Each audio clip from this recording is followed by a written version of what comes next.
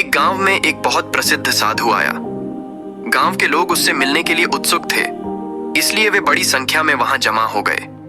उनमें एक औरत भी थी जिसे बाकी लोग पसंद नहीं करते थे। बातचीत के बाद उस औरत ने साधु को खाने पर बुलाया। साधु ने बड़े आदर से उसका न्योता मान लिया और उसके साथ चल पड़ा।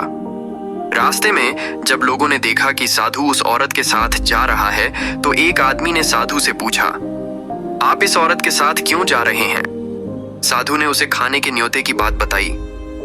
उस आदमी ने कहा, आपको इस औरत के घर नहीं जाना चाहिए। यह औरत पूरे गांव में बदनाम है और अगर आप इसके साथ दिखेंगे तो आपकी भी इज्जत खराब हो जाएगी। साधु ने जब कारण पूछा तो आदमी ने कहा कि औरत बदचलन है। फिर भी साधु ने उसकी बात नहीं मानी और उस औरत के साथ चलता रहा। जल्दी ही यह बात पूरे गांव में फैल गई। तभी गांव का मुखिया आया और साधु से उस औरत के घर न जाने की गुजारिश की। लोग इकट्ठा हो गए। साधु ने सबको शांत किया और मुखिया का हाथ अपनी बांह के नीचे दबाकर पूछा, अब ताली बजा के दिखाओ।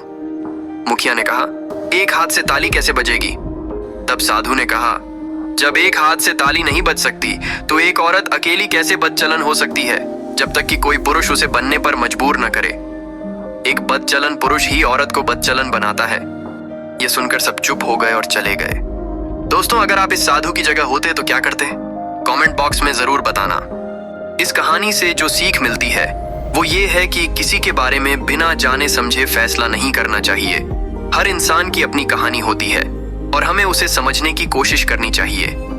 अगर आपको ये कहानी अच्छी लगी हो तो लाइक, शेयर और सब्सक्राइब करना न भूलें। धन्यवाद।